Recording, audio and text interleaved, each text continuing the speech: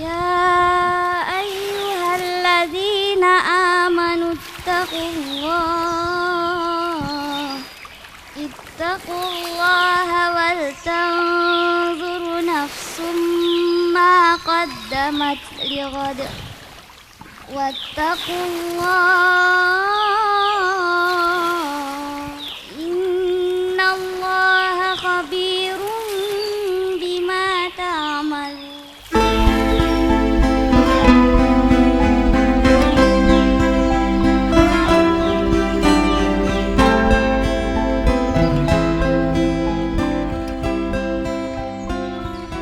Dimensi Sejarah. Halo sahabat, terima kasih telah menonton. Jika konten kami bermanfaat, jangan lupa subscribe, like, and share. Dan jangan lupa tekan tombol lonceng. Mari sama-sama kita perhatikan sejarah untuk hari esok. Halo sahabat, kali ini kita akan membahas tentang apakah benar makhluk halus itu ada?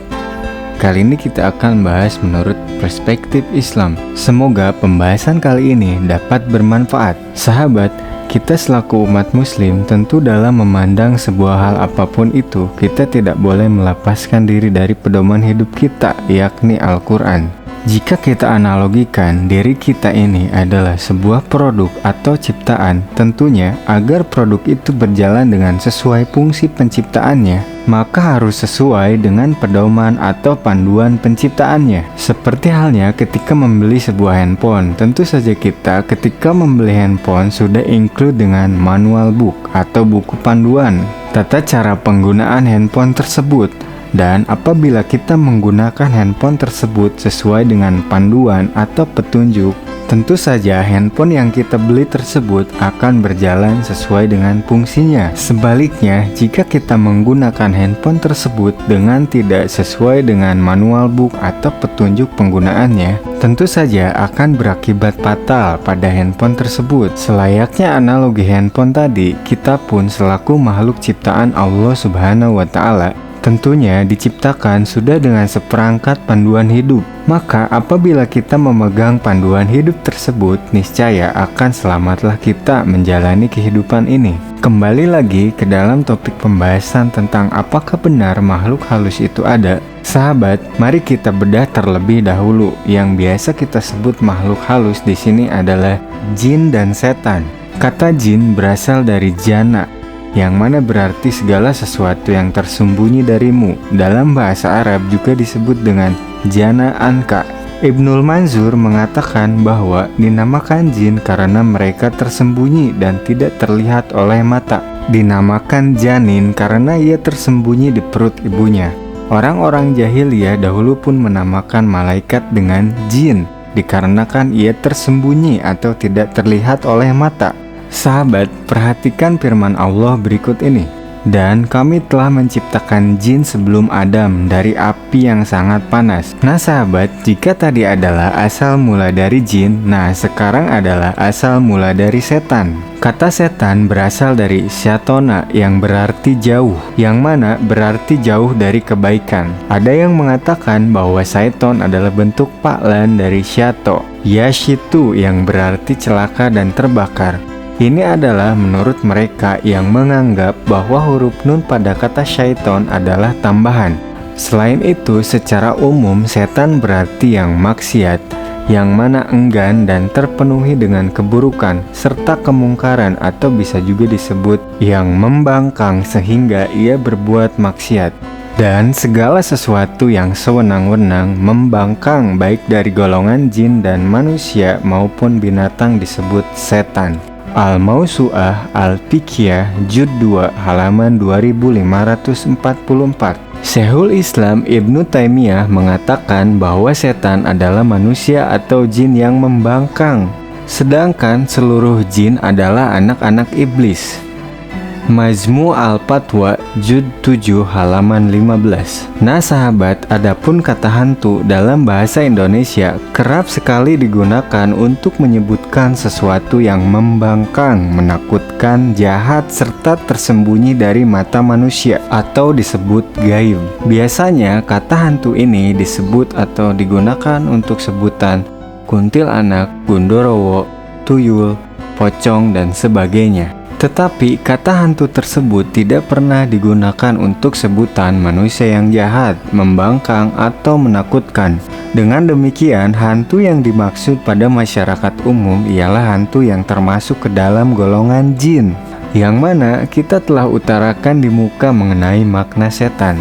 Nah sahabat, kebenaran tentang adanya jin dan setan ini pun telah diakui dan ditetapkan dalam firman Allah, yakni di dalam Al-Quran, juga hadis, hingga ijma para ulama, yang mana Allah Subhanahu wa Ta'ala berfirman dalam Quran surat Al-A'raf ayat 27, sesungguhnya ia dan pengikut-pengikutnya melihat kamu dari suatu tempat yang kamu tidak bisa melihat mereka. Nah sahabat, sebagian ulama pun mengatakan bahwasanya dari suatu tempat yang kamu tidak bisa melihat mereka, ini adalah dalil bahwasanya jin tidak bisa dilihat oleh manusia. Namun ada juga yang mengatakan bahwasanya mereka bisa saja dilihat, tentunya hanya dengan izin Allah Subhanahu wa Ta'ala. Dan jika Allah Subhanahu wa Ta'ala ingin memperlihatkan mereka dengan cara menyingkap jasad-jasad mereka sehingga dapat terlihat oleh manusia. Adapun An-Nahas mengungkapkan bahwasanya makna atau dari suatu tempat yang kamu tidak bisa melihat mereka ialah menunjukkan bahwa jin tidak bisa dilihat kecuali pada masa Nabi sebagai bukti kenabian, karena Allah Subhanahu wa Ta'ala telah menciptakan mereka sebagai makhluk yang memang tidak akan bisa dilihat. Adapun mereka bisa terlihat apabila mereka telah merubah bentuk rupanya, dan itu adalah merupakan bagian dari mukjizat yang ada pada masa para nabi. Al-Qushayri juga mengungkapkan bahwasanya Allah Subhanahu wa Ta'ala telah menentukan anak-anak Adam atau manusia tidak dapat melihat setan-setan hari ini. Dalam sebuah riwayat disebutkan, sesungguhnya setan mengalir di tubuh anak-anak Adam pada aliran darahnya. Di dalam beberapa hadis sahih pun telah disebutkan bahwasanya jin dapat dilihat. Bukhari meriwayatkan dari Abu Hurairah berkata bahwa suatu ketika Rasulullah Shallallahu Alaihi Wasallam pernah menjadikan diriku sebagai penjaga zakat di bulan Ramadan. Kisah ini cukup panjang.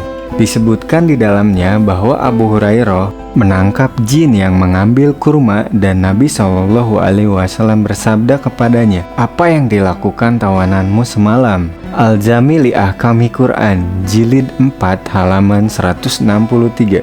Hal itu ditegaskan oleh Syekhul Islam Ibnu Taimiyah, yang mana mengatakan di dalam Al-Quran disebutkan bahwa mereka atau jin mampu melihat manusia dari tempat yang manusia tidak bisa melihat mereka. Ini adalah kebenaran yang menunjukkan bahwa mereka bisa melihat manusia dalam suatu keadaan yang tidak bisa dilihat oleh manusia. Dan mereka tidaklah bisa dilihat oleh seorang pun dari manusia pada suatu keadaan, akan tetapi terkadang mereka bisa dilihat oleh orang-orang yang soleh ataupun orang-orang yang tidak soleh, namun mereka semua tidaklah bisa melihat jin di setiap keadaan. Majmu' al-Fatwa Juz 7 halaman 15. Wallahu alam bisawab.